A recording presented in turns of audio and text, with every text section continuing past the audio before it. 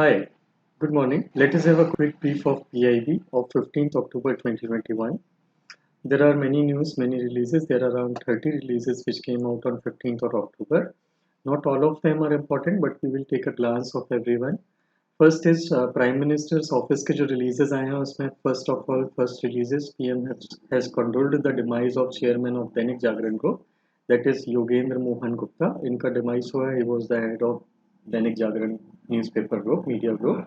सो इनके डिमाइस पे पीएम ने कंडोल किया है. Second is text of PM address at bhoomi pujan ceremony of postal phase 1 Saurashtra Patel Seva Samaj Swaraj सूरत. यहाँ पे इनके हॉस्टल का जो भूमि पूजन सेरेमनी हुआ था, that is also not important.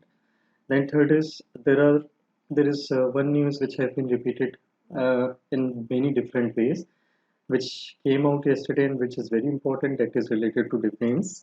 That is, 7 new defense companies have been dedicated to nation, which will replace the Ordnance Factory Board. So इससे regarding 3 news है, 3 releases है. फर्स्ट इज एक तो टेक्स्ट है कि पीएम ने ये डिफेंस कंपनीज को नेशन को डेडिकेट करते टाइम क्या एड्रेस दिया उनके टेक्स्ट पे speech. So that is not extremely important for us. Second is PM ने वीडियो एड्रेस दिया था इसके लिए रिगार्डिंग इसमें जो 7 न्यू डिफेंस कंपनीज हुई थी उसकी वीडियो कॉन्फ्रेंस के रिगार्डिंग रिलीज हुआ था विजयदशमी के दिन. And third is the release of ministry of defence का रिलीज इटसेल्फ, जिसमें क्लियरली ये बताया है कि 7 new defence companies have been carved out of Ordnance Factory Board and has been dedicated to nation on the occasion of Vijayadashmi. So what is this defense companies? What are these defense companies? ये हम इसको एक बार discuss कर लेते हैं. First thing is हमारे यहाँ पहले ऑर्डिनेंस फैक्ट्री बोर्ड था. तो ये ऑर्डिनेंस फैक्ट्री बोर्ड की हिस्ट्री क्या है? ऑर्डिनेंस फैक्ट्री बोर्ड जो है these were establish during the time of British time. East India company जब यहाँ पे रूल कर रही थी तो दे रियलाइज कि खुद का मिलिट्री हार्डवेयर बनाना is the most viable thing, is the most important thing so as to maintain the security of the their regime actually. So यहाँ पे उन्होंने एक मिलिट्री हार्डवेयर बनाने के लिए इंफ्रास्ट्रक्चर सेटअप करना शुरू करा था. सबसे पहले फोर्ट विलियम कोलकाता जो वहाँ पे जहाँ पे उनका हेडक्वार्टर था वहाँ पे उन्होंने एक बोर्ड ऑफ ऑर्डिनेंस बनाया था. This was the official beginning of army ordinance in India. फिर उसके बाद उन्होंने सबसे पहली फैक्ट्री जो सेट करी थी वो that was in the year 1787. एक गन पाउडर फैक्ट्री उन्होंने एस्टेब्लिश करी थी ईशापुर में, विच स्टार्टेड प्रोडक्शन फ्रॉम 1791. उसके बाद 1801 में एक गन कैरियज एजेंसी कोसीपुर कोलकाता में उन्होंने एस्टेब्लिश करी थी जो 18 मार्च 1802 से जिसने फंक्शनिंग करना स्टार्ट किया था. This was the first industrial establishment of ordnance factories. ये ऑर्डिनेंस फैक्ट्रीज जब ये इस ईयर 1787 1801 में ये जो सेटअप हुए थे ये आज तक कंटिन्यूड हैं और उनमें एक्सपांशन हुआ है. 1947 इंडिपेंडेंस के टाइम इंडिया में 18 ऑर्डिनेंस फैक्ट्रीज थी. उसके बाद एक्सपांड होते होते करेंटली 39 हो गई and 40th factory under construction है नालंदा बिहार में. गवर्नमेंट ने रिसेंटली कैबिनेट मीटिंग में 16 जून 2021 को एक डिसीजन लिया था जिसमें उन्होंने ऑर्डिनेंस फैक्ट्री बोर्ड को कॉर्पोरेटाइज करने की बात करी थी. कॉर्पोरेटाइज मतलब now ministry of defence will not directly oversee it the functioning of ordnance board, it will be commercialise मतलब ये कॉर्पोरेट मैनेजमेंट के प्रिंसिपल्स पे ये कंपनीज जो हैं ये काम करेंगी, ये फैक्ट्रीज जो है काम करेंगी. तो इन 40 फैक्ट्रीज को मैनेज करने के लिए इन्होंने अलग से 7 कंपनीज बनाई हैं. 7 companies have been registered. These are public sector companies, that is state की मतलब मिनिस्ट्री ऑफ डिफेंस की कंपनीज हैं, subsidiary companies, which will oversee the production and management of these 40 factories in a commercial manner on the principles of sound management. So what are these 7 new DPSUs that has been set up? First is Advanced Weapons and Equipment Limited, all limited. ये small arms और weapons बनाती है. Second is armoured vehicles Nigam limited Avani, ये defence goods बनाती है. Third is gliders India limited GIL जो textile बनाती है. Fourth is India Optel limited IOL जो इलेक्ट्रिकल मशीनरी और एपरेटस बनाती है. Fifth is munitions India limited MIL जो जनरल पर्पस मशीनरी बनाती है. Sixth is troop comforts limited जो वियरिंग अपैरल बनाती है आर्मी का. Seventh is last is Yantra India limited YIL जो एम्यूनिशंस के शेल्स बनाती है. So these are the 7 DPSUs, 7 new DPSUs which will oversee the management of all the 40 ordnance factories or in the country now. इसके बाद आते हैं next news में। PM ने जो है डॉक्टर एपीजे अब्दुल कलाम को 15 अक्टूबर को उनकी बर्थ एनिवर्सरी थी, उस पर उनको ट्रिब्यूट्स पे किए हैं। तो एपीजे अब्दुल कलाम के बारे में ब्रीफ में देख लेते हैं। एपीजे अब्दुल कलाम जी बेसिकली एयरफोर्स में जाना चाहते थे। He gave the exam of it but unfortunately he couldn't clear the SSB interview process of it. After that, he joined defence department India का DRDO Madras institute of technology से graduate करने के बाद उसके बाद उन्होंने DRDO को ज्वाइन कर लिया। DRDO को सीनियर साइंटिफिक एडवाइजर असिस्टेंट की तरह उन्होंने 1958 में ज्वाइन करा and he was the project director of the SLV-3 project which was the first satellite launch vehicle of our country. इसके बाद उनको 1982 में DRDO का डायरेक्टर जब उनको बनाया गया तो ही oversaw the integrated guided missile development programme, जिसके अंदर में हमने अपनी 5 न्यूक्लियर कैपेबल मिसाइल बनाई है, दैट इज अग्नि, पृथ्वी, त्रिशूल, नाग एंड आकाश। ये 5 मिसाइल का डेवलपमेंट जो है, ये प्रोग्राम जो है, ये उन्होंने ओवरसी किया था।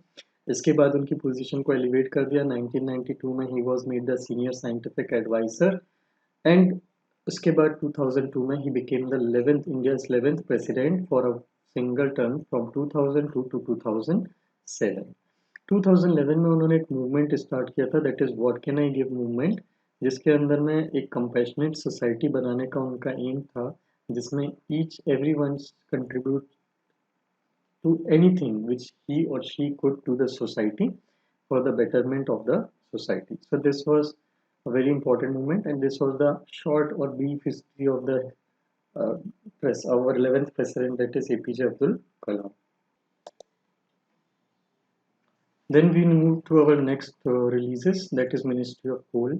So Ministry of Coal में ऐसा कुछ important नहीं था। They have NLCIL जो है Talabira project, it has commenced supply of coal. This mine project has started supply of coal. We saw last yesterday कि there have been shortage of coal. There have been reports of shortage of coal in the country. Then Ministry of Commerce and Industry के अंदर में Ms. Anupriya Patel, who has been the Minister of State of this ministry, she has given a speech at SCO meeting, that is Shanghai Cooperation Meeting. So Shanghai Cooperation Meeting is a group of countries including Central Asian countries, China and India and Pakistan. So यहाँ पे उन्होंने एक speech, एक address दिया था जिसमें she emphasized upon the need on making some special working groups which can promote startups and innovation.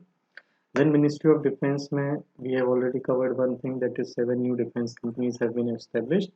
And second thing, Dr. APJ Abdul Kalam को tribute देने के लिए naval science and technology laboratory DRDO की जो है, वहाँ पे उन्होंने एक अलग से प्लेस बनाया है, एक स्पेस बनाया है, that is doctor APJ Abdul Kalam Prerna Sthal, यहाँ पे उनका स्टैचू रहेगा। Then ministry of environment, forest and climate change, यहाँ पे एक रिसेंटली अपडेट आया है कि नॉर्थ इंडिया साइड में जो हर साल रेसिड्यू बर्निंग के कारण जो पॉल्यूशन होता है और रेसिड्यू बर्निंग के जो इवेंट्स होते हैं वो इस साल काफ़ी रिड्यूस्ड हैं, जिसके कारण बहुत फायर काउंट्स जो हैं जो 21 में रिपोर्ट हुए हैं कंपेयर टू लास्ट ईयर, जो फॉरेस्ट फायर एंड फील्ड की फायर्स होती हैं उनके फील्ड के फायर्स के इंसिडेंट बहुत कम आए हैं। देन मिनिस्ट्री ऑफ फाइनेंस में 2 इम्पॉर्टेंट रिलीज हैं। First is finance minister Shrimati Nirmala Sitharaman जो हैं, उन्होंने IMF की international monetary and financial committee, इसके प्लेनरी मीटिंग को अटेंड किया और उसमें एक एड्रेस दिया है। तो ये IMFC क्या है, international monetary and financial committee जो है, ये इनकी IMF की एक मीटिंग होती है, ये साल में 2 बार होती है, एक बार स्प्रिंग में होती है अप्रैल में और एक एनुअल मीटिंग होती है हर साल अक्टूबर में फिक्स होती है। सो ये एनुअल मीटिंग अक्टूबर वाली जो हुई है ये IMFC की अभी कंडक्ट हुई है। इसमें बेसिकली जितने भी मेंबर कंट्रीज है IMF के, उनके गवर्नर्स जो हैं ये इसको अटेंड करते हैं। फाइनेंस मिनिस्टर ने इसमें एक एड्रेस दिया है प्लेनरी सेशन में, इसके एनुअल मीटिंग में। ये IMFC का फंक्शन क्या होता है, यहाँ पे जितने भी गवर्नर्स होते हैं वो मिलते हैं and they discuss the matters of common concern which are affecting the global economy and IMF को एडवाइस करते हैं कि what direction it should take in its work. Then the second release was India और USA के बीच में एक economic और फाइनेंशियल पार्टनरशिप डायलॉग वो कंडक्ट हुआ है वाशिंगटन डीसी में। उसकी 8th मिनिस्ट्रियल मीटिंग हुई है, मतलब मिनिस्टर्स बोथ कंट्रीज के, इनके बीच में एक मीटिंग हुई है कि कैसे इकोनॉमिक और फाइनेंशियल पार्टनरशिप को और ज़्यादा दोनों कंट्रीज के बीच में प्रमोट करें। इसको अटेंड करने के लिए मैं श्रीमती निर्मला सीतारमन, जो हमारी फाइनेंस मिनिस्टर हैं, the secretary of treasury of USA, that is doctor Janet Yellen, इन दोनों के बीच में और उनके डेलीगेशंस के बीच में एक मीटिंग हुई, and they have iterated support for promotion of economic and financial partnership between both the countries. Then comes the next release, Ministry of Health and Family Welfare. इसमें एक important, not exactly important, but एक update है जिसका हमको एक overview हम ले सकते हैं। ICMR school of public health Chennai में, यहाँ पे इन्होंने एक नया फाउंडेशन डाला है इसका। ICMR, that is Indian council of medical research, इसका national institute of epidemiology Chennai में लोकेटेड है। यहाँ पे एक स्कूल ऑफ पब्लिक हेल्थ भी इन्होंने अब स्टार्ट किया है इस नेशनल इंस्टीट्यूट ऑफ एपिडेमियोलॉजी के अंदर में। तो ये school of health public health क्या करेगा, ये पब्लिक हेल्थ से रिलेटेड जो ग्रेजुएशन कोर्सेज हैं इनको प्रमोट करेगा। You might be getting now कि कोविड के बाद पब्लिक हेल्थ कितनी इंपॉर्टेंस हो गई है, सर्विलेंस की प्रोसेस कितनी इंपॉर्टेंट हो गई है। We have to continuously keep looking कि कोई डिसीज का स्प्रेड तो नहीं हो रहा है। So for that we need more and more public health professionals, so वो कोर्सेज यहाँ पे प्रोवाइड कराए जाएंगे। देन मिनिस्ट्री ऑफ पावर की तरफ से एक अपडेट है, उन्होंने ये बोला कि यूनियन मिनिस्टर ऑफ पावर जो है उन्होंने NHPC का दुलहस्ती पावर स्टेशन जो कश्मीर में है और dam site Kishan Ganga power station की डैम साइट को विजिट किया। तो किशन गंगा पावर स्टेशन के बारे में हमको पता होना चाहिए। Kishan Ganga is the tributary of Jhelum river, जहाँ पे हमने एक पावर स्टेशन बनाया है which have a capacity of 330 megawatt. ये प्रोजेक्ट ओरिजिनली स्टार्ट हुआ था 2007 में, बट 2011 में पाकिस्तान ने इसको डिस्प्यूट में डाल दिया था, सेइंग कि ये इंडस वाटर ट्रीटी का वायलेशन है, जिसका वाटर हम यूज़ नहीं कर सकते इंडस रिवर का for extraction purposes, for power purposes. So वो रूलिंग हम 2013 में हम वो केस जीत गए थे और हमको अलाउ किया था कि हम इतना पानी निकाल सकते हैं कि पाकिस्तान के लिए 9 मिलियन क्यूसेक पानी अवेलेबल रहे उस रिवर में। सो 2018 में फिर फाइनली वो प्रोजेक्ट कंप्लीट हुआ था और फिर 2018 में prime minister Narendra Modi inaugurated that project. Then the last release relates to Ministry of Women and Child Development. यहाँ पे Ministry of Women and Child Development ने ग्लोबल हंगर रिपोर्ट पे एक स्टेटमेंट दिया है। व्हाट हैपेंड, 14 अक्टूबर को global hunger report to global hunger index release हुआ, जिसमें इंडिया की पोजीशन 94 से गिर के 101 हो गई। सो इसके अंडर में ministry of women and child development का कहना है कि this the methodology which have been followed by this global hunger index in calculating the ranking is flawed and faulty and basically ground reality को ये consideration में नहीं लेती। जबकि ग्राउंड पे इनका कहना है, ministry of women and child development का कहना है कि ग्राउंड लेवल पे हमारे यहाँ बहुत ज़्यादा इंप्रूवमेंट हुआ है एंड उस अकॉर्डिंगली हमारी रैंक इम्प्रूव होनी चाहिए, नॉट डिग्रेड। सो इसका ये स्टेटमेंट यहाँ पे इन्होंने यही चीज़ इसमें बोली है। सो ये ग्लोबल हंगर रिपोर्ट बहुत इंपॉर्टेंट है, you should remember it. Basically इसमें 4 इंडिकेटर्स होते हैं, including malnutrition, undernutrition, child mortality, जिसके बेसिस पे कंट्रीज़ को असेस करता है कि वहाँ पे कितना ज़्यादा मेल न्यूट्रिशन या कंडीशन अंडर न्यूट्रिशन स्प्रेड है, प्रिवेलेंट है किसी भी कंट्री में। So out of 116 countries India have been ranked 101st in the 2021 index. तो ये आपको याद रखना है। So this was all the press releases of 15th October 2021. Next time we meet, we will discuss the further releases which come in PIB. I hope you liked it. Thank you for watching.